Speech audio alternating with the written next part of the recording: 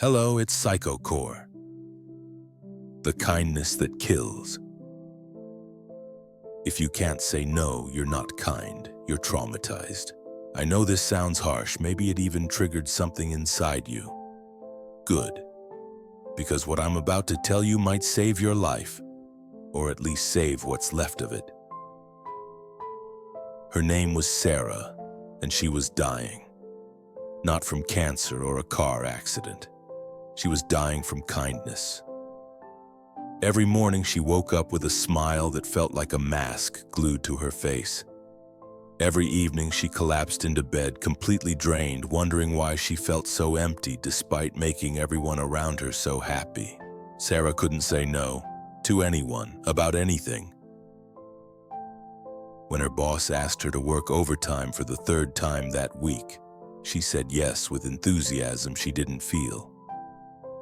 When her friend called at midnight crying about the same relationship drama for the 100th time, Sarah listened and gave advice she was tired of repeating. When her mother guilted her into visiting every weekend, Sarah canceled her own plans without a second thought. Everyone loved Sarah. She was the nicest person they knew, the most reliable, the most giving, the most selfless. And she was slowly disappearing. You see, what most people don't understand about chronic people-pleasing is that it's not actually about being nice. It's about survival. It's about a deep, primal fear that lives in your bones, whispering that if you're not useful, if you're not constantly giving, if you dare to have needs or boundaries, you'll be abandoned. This fear doesn't come from nowhere. It comes from somewhere very specific, very real, and very painful. Sarah's story begins when she was 7 years old, sitting at the kitchen table watching her father pack his suitcase. Her parents had been fighting again, screaming, throwing things, saying words that cut deeper than any physical blow. And then, silence. The kind of silence that feels like death. Her father looked at her with eyes that seemed to see right through her. "I can't do this anymore," he said, not just to her mother, but to the whole family, to Sarah. "You're all too much, too needy, too demanding." He left that night and never came back. 7-year-old Sarah learned something that would shape the next 25 years of her life. Love is conditional. Love can be lost. And when people get tired of you, when you become too much trouble, they leave. So she became less trouble. She became helpful. She became whatever everyone needed her to be. She learned to read the room like her life depended on it, because in her child's mind it did.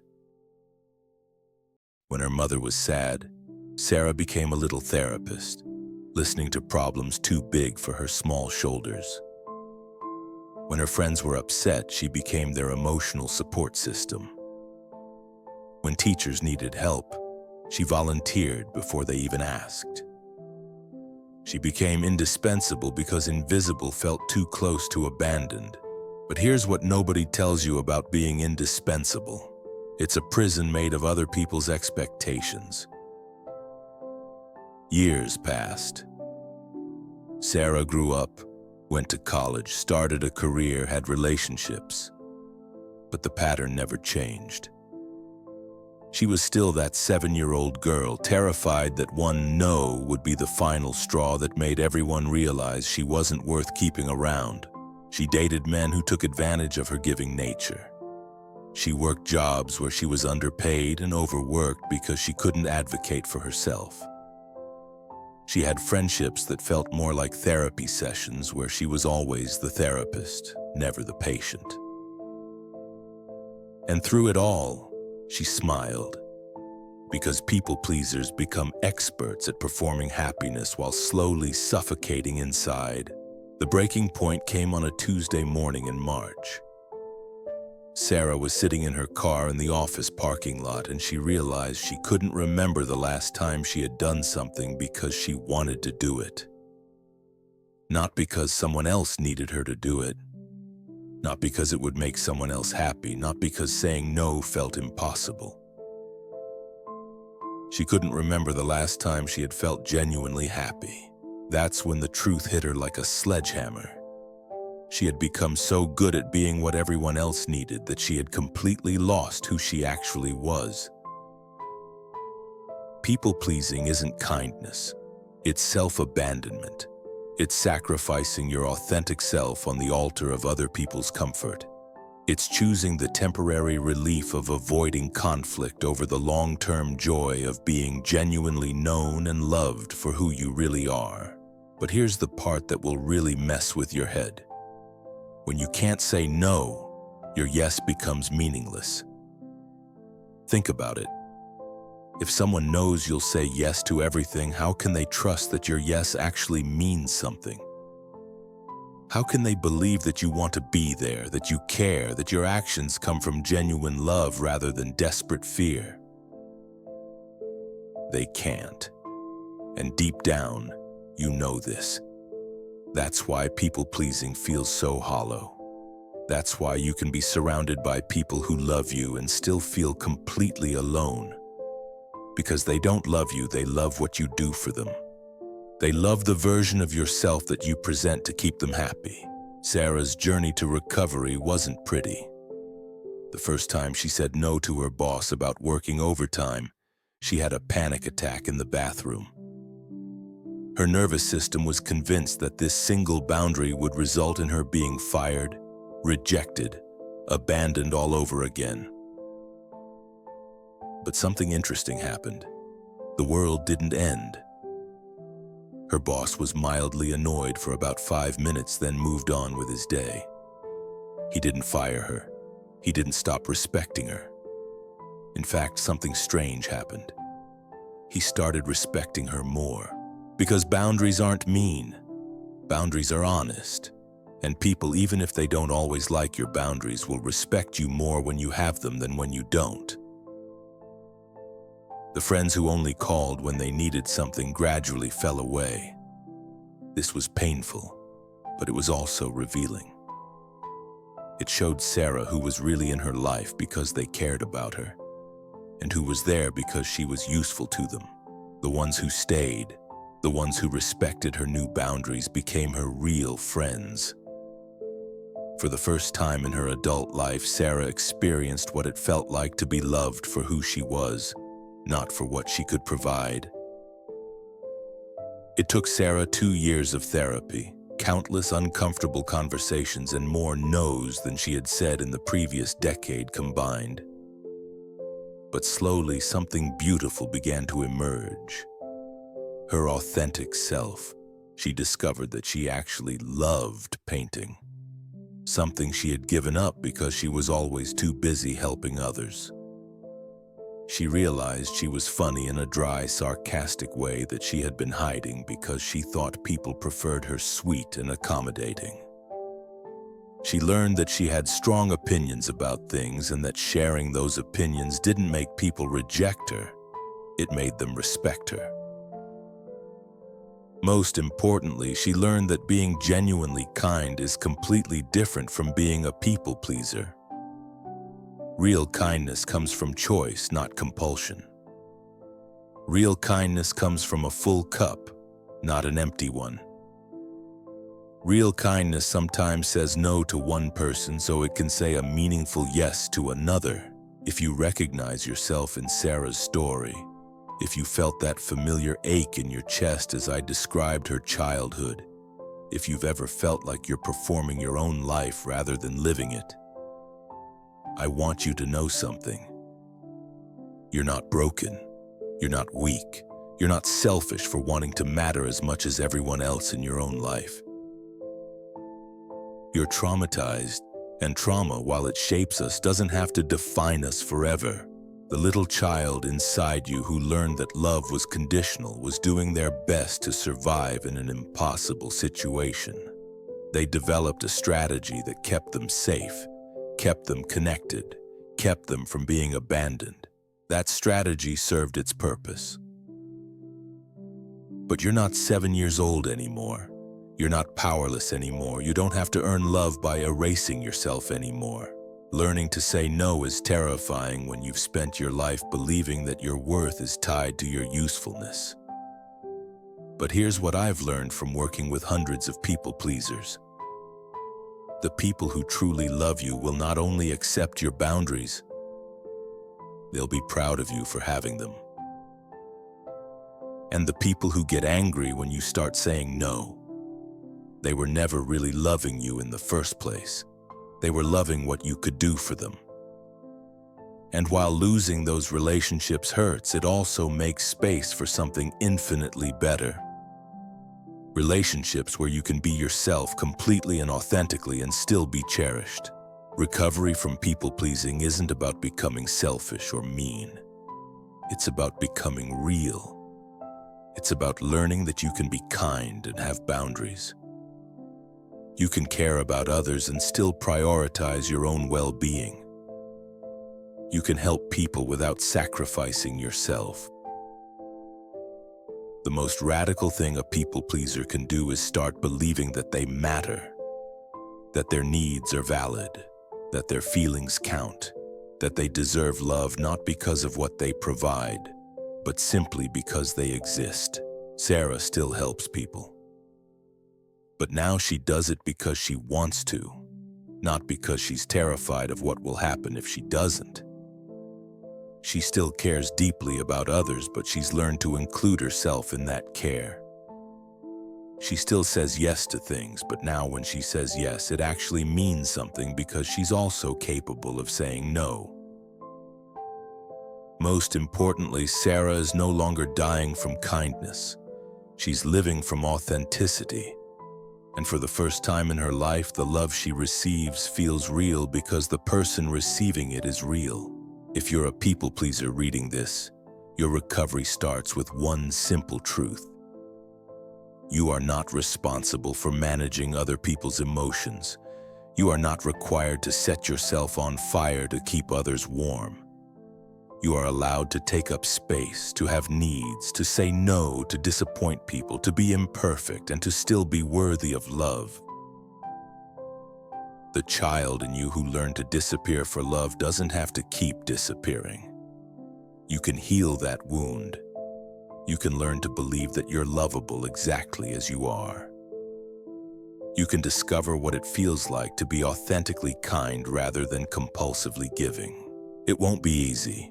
Your nervous system will protest, people will push back, you'll feel guilty and scared and certain that you're being selfish. But on the other side of that fear lies something extraordinary. The version of yourself you were always meant to be before you learned to shrink and adapt and perform for love. That person is still there waiting for you to choose them, waiting for you to say no to everyone else so you can finally say yes to yourself. The trauma that taught you to people-please was real. The pain was real. The fear was real. But so is your capacity to heal.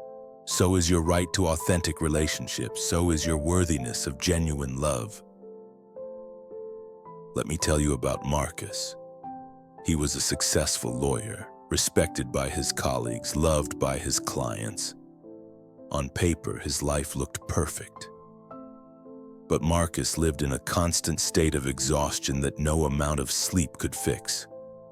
He worked 18-hour days, took on cases he didn't want, said yes to every social invitation even when he desperately needed solitude. Marcus's people-pleasing had a different flavor than Sarah's, but the root was the same. At 12 years old, his mother was diagnosed with severe depression. She would spend weeks in bed, barely speaking, barely eating. The house felt like a tomb. But when Marcus made her laugh, when he brought home perfect grades, when he cleaned the house without being asked, she would smile. For brief, precious moments, his mother would come back to life. He became addicted to that feeling, the power of being able to resurrect someone's joy through his own actions. It felt like magic. It felt like love. It felt like survival. But magic tricks require constant performance, and Marcus had been performing for 23 years without a break. The wake-up call came during a panic attack in a courthouse bathroom. His chest felt like it was being crushed by an invisible weight. His hands shook so violently he couldn't button his shirt.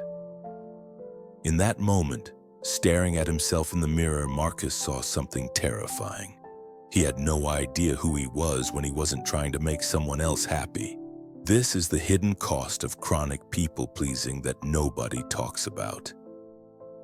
You don't just lose your ability to say no, you lose your sense of self entirely. You become a human chameleon, constantly shifting and adapting to match what you think others need from you, until one day you realize you've forgotten what your original colors were. People-pleasers often pride themselves on being empathetic, on being able to read people well. But what they don't realize is that this hypervigilance, this constant scanning of other people's emotional states, is actually a trauma response. It's the nervous system of a child who learned that their survival depended on keeping the adults around them happy and stable.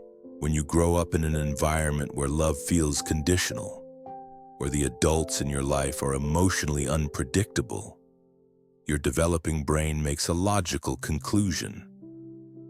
I need to become whatever will keep me safe. If being helpful keeps mom stable, I'll be helpful. If being quiet keeps dad from exploding, I'll be quiet. If being perfect keeps them from fighting, I'll be perfect. The problem is that this survival strategy, while brilliant for a child in an unstable environment, becomes a prison for an adult in the real world. Take Jennifer, a nurse who hadn't taken a sick day in 7 years, not because she was never sick, but because she couldn't bear the thought of letting her patients down. She worked through fevers, through migraines, through the flu. Her colleagues called her dedicated. Her patients adored her. Her supervisors praised her work ethic. But Jennifer was slowly killing herself with kindness. The irony is that people-pleasers often attract the exact type of people who will take advantage of their giving nature. Narcissists, emotional vampires, and users have a radar for people who can't say no. They can sense the desperation underneath the helpfulness, the fear underneath the generosity. This creates a vicious cycle. The more you give without boundaries, the more you attract people who will take without limits. And then, when you're surrounded by takers, your original belief gets reinforced. See? People only love me when I'm useful to them. But this isn't actually true. You've just created a self-selecting environment where the healthy people, the ones who would respect your boundaries, have gradually been pushed out by your lack of them. Healthy people don't want to be in relationships with human doormats. Not because they're cruel, but because they understand that real intimacy requires two whole people, not one person and one person-shaped whole where a personality should be. Dr. Nina Brown, a specialist in people-pleasing behaviors, explains it this way. When you consistently prioritize others' needs over your own, you're not actually being selfless. You're being self-destructive. And self-destruction, no matter how noble it looks on the surface, always hurts the people who genuinely care about you. Think about it from the perspective of someone who loves a people-pleaser. How do you think it feels to watch someone you care about constantly sacrifice themselves? How do you think it feels to never know if their yes is genuine or just their inability to say no? How do you think it feels to realize that the person you love doesn't seem to love themselves enough to take care of their own needs? This is why people-pleasers often end up in relationships that feel one-sided, even when they're giving everything they have. Because giving everything you have while neglecting yourself isn't generosity, it's martyrdom. And martyrs don't make good partners, friends, or parents.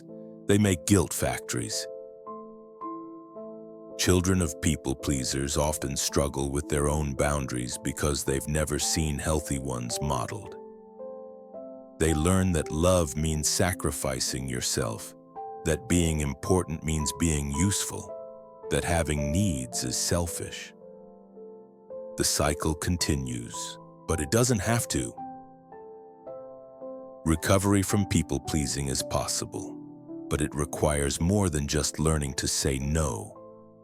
It requires grieving the childhood you didn't have, the unconditional love you deserved but didn't receive, the safety you should have felt but learned to create through performance. It requires understanding that the people who get angry when you start having boundaries were never safe people to begin with. Healthy people celebrate your growth, even when it's inconvenient for them. It requires learning to tolerate other people's disappointment without absorbing it as evidence that you're a bad person. Other people's emotions are not your responsibility to fix or prevent. Most importantly, it requires developing a relationship with yourself. People pleasers are often completely disconnected from their own inner world. They've spent so much time tuning into others that they've lost the ability to tune into themselves. What do you actually like? What are your opinions? What makes you angry? What brings you joy? What are your dreams, separate from what you think other people want your dreams to be? These questions can feel impossible to answer when you've spent your life being a mirror for others instead of a window into yourself. The journey back to authenticity is terrifying because it requires disappointing people. It requires accepting that some people will leave when you stop being what they need you to be. It requires facing the possibility that some of the love in your life was transactional after all. But here's what I've learned from watching hundreds of people make this journey. The people who leave when you start having boundaries were keeping you trapped anyway. And the people who stay, who support your growth, who celebrate your newfound authenticity, those relationships become deeper and more meaningful than anything you experienced as a people pleaser. When Sarah first started saying no, she lost about 60% of her social circle. This was devastating at first, but the 40% who remained became her real family. For the first time in her life, she experienced what it felt like to be loved for who she was, not for what she could provide. Marcus discovered that when he stopped working 18-hour days, his work actually improved. When he stopped saying yes to every case, he could give his full attention to the ones he genuinely cared about. His clients respected him more, not less, when he started respecting himself. Jennifer learned that taking care of herself didn't make her a worse nurse, it made her a better one. When she started taking sick days when she was actually sick, she stopped spreading illness to vulnerable patients. When she started taking breaks, she had more energy to give quality care during her shifts. The fear that people pleasers have, that saying no will make them selfish, unlikable, unlovable, is almost never realized. In fact, the opposite usually happens. People start respecting you more when you respect yourself. People start trusting your yes when they know you're capable of saying no.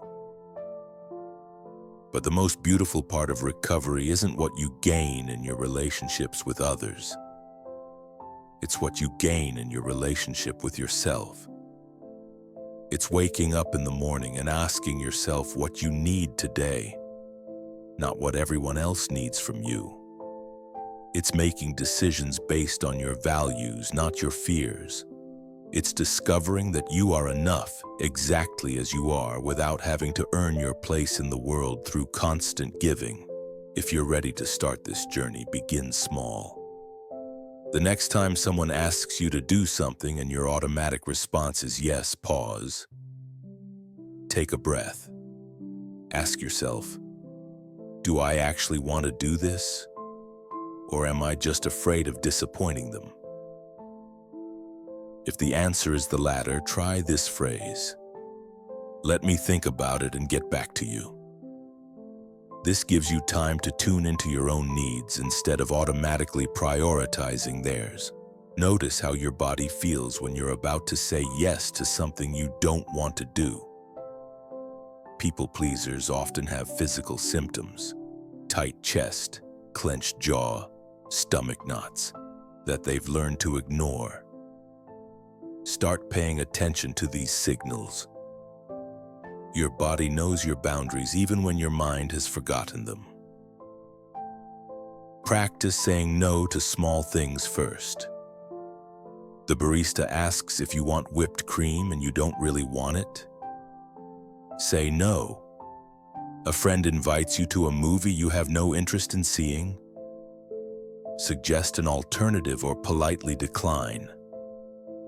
Build your no muscle gradually. Remember that you don't have to justify your boundaries. No is a complete sentence.